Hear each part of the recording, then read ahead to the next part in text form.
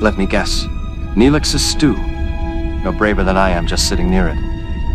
It's actually somewhat edible. But that could be lingering effects of my starvation talking. I heard some of the crew saying this is Neelix's way of apologizing for his better-than-coffee blend. I'm skeptical. Given Mr. Neelix's culinary track record, skepticism is logical. I opted for a more stable alternative. And by stable, you mean boring. Come on, Vorik, live a little. If this is living, Susan, I'm ready to go back to the stasis pods. All right, enough about the stew. I know it's late, and we're all tired, but I called you here for a reason. This is the basis for a zero-point energy core I've been working on. The simulations look good, but I needed to review the data with your input before tomorrow's presentation at the senior staff meeting. AZPE core? How did you even manage to put together something like this so quickly? That kind of research would take decades, maybe more. Normally it would. But trust me, getting here wasn't quick or easy. The ship's computer wasn't exactly cooperative. It kept throwing warnings and refusals in my face at every step. Speculative territory, data thresholds exceeded, insufficient data, you name it. Every time I tried to push the boundaries, it pushed right back. I spent hours overriding safeguards just to get it to run the most basic extrapolations. Let's just say the computer and I were barely on speaking terms by the end. Sounds like a regular day in engineering. Yeah. Well, I wasn't gonna let it win. That's when I got the idea for the AI Forge. I needed something smarter, something adaptive. It's a framework designed to integrate engineering models, simulate configurations, and refine designs without hitting the same walls the existing setup kept throwing at me.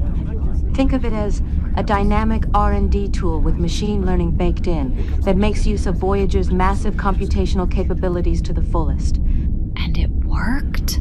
It's why I'm sitting here with a viable framework instead of banging my head against a bulkhead. It's been running preliminary extrapolations and cutting the time I'd normally need for this down by orders of magnitude. An AI-driven R&D system. That explains a lot. How much faster are we talking? With the current processor, it would take 5 days at 80% capacity to design the advanced version we need for this. Once that's in place, the Forge could use it to reduce the ZPE core's R&D time from nearly a month to just about 5 days. Even a month would be amazing. But that's a serious jump, B'Elanna. I'm guessing the advanced processor isn't going to be easy to build? I had my concerns, but I think I found a good workaround. The proposed ratio of molecular to subatomic precision for the processor is efficient. However, scaling it to larger components could surpass Voyager's power capacity, and replication would still be challenging. That's why subatomic precision is reserved for only the critical elements. Most of the optimization comes from molecular precision and leveraging matter recycling for fabrication, which will be done with a networked system. That explains this Replicator-Transporter Network you've devised. It's smart. Looks like it can mimic or surpass industrial-grade replicators, too. But what happens if one replicator fails?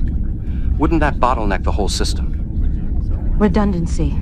If one fails, the load redistributes automatically. But double-check my work. If there's a weak point, I need to know.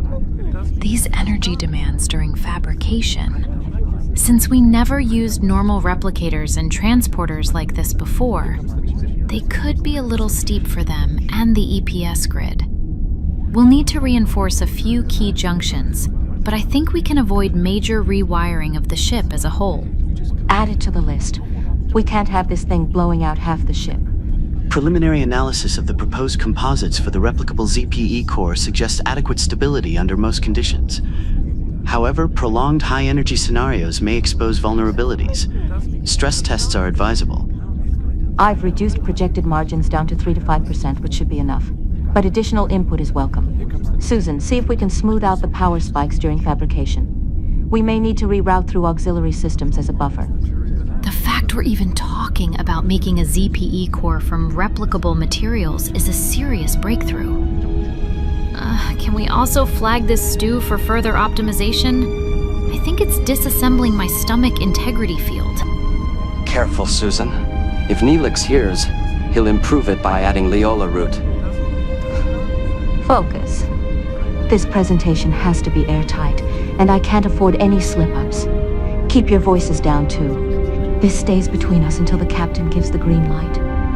Yes, ma'am. Quiet as a nebula. Your discretion is commendable, Lieutenant. So basically, you built yourself a tireless assistant. Do we still have jobs after this? Don't worry, Joe. The Forge is just a tool to get us to certain things we are stuck with much faster. It may not complain, but it also doesn't have your charm, or Nicoletti's appetite for this stew.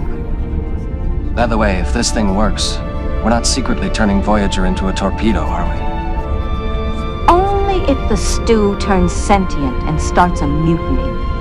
I would normally call that an overkill, but in this scenario, it might be just the right response.